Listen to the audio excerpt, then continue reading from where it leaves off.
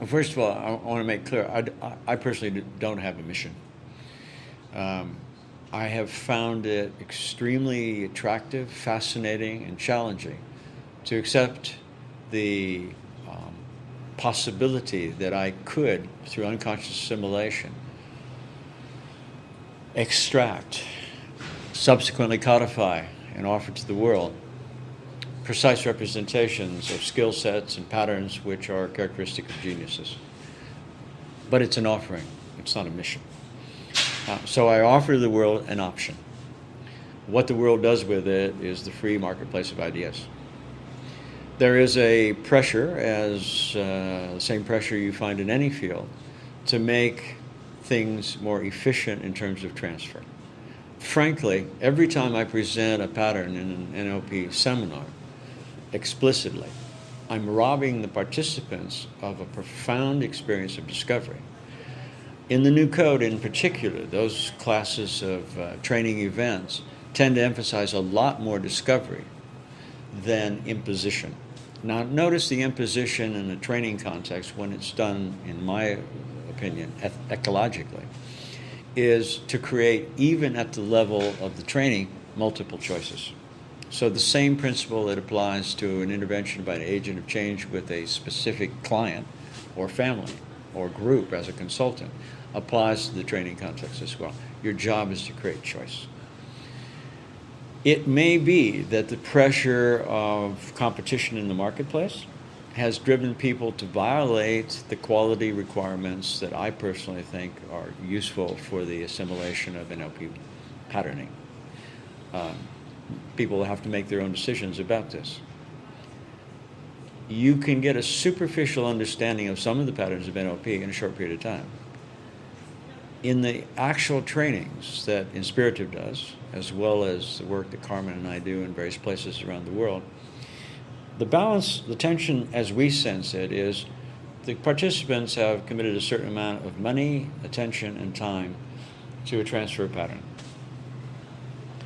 At the end of our workshops, nobody in those workshops typically has mastery of the patterns we've presented. But if we've done our job just right, we have created enough supervised exercises, we've created enough demonstrations, we've offered enough metaphors, explicit frames, examples, and forced generalization of the patterns to the point that with a subsequent congruent commitment to practice in a disciplined manner, mastery can be achieved. This is the tension between how much material, how many patterns do we cover, and how deeply do we cover them. This is an artistic issue, and feedback will answer the question whether we've succeeded or not. Someone who can pretend to be a NLP practitioner at the end of a small number of days with extremely limited experience is either an extremely powerful self-starter who's going to go out there and essentially teach themselves through trial and error, or someone who doesn't appreciate the profundity of the patterns which they've been exposed to, as far as I can tell. So in a competitive open marketplace, there's going to be this movement toward smaller and smaller commitments of time, attention, and energy.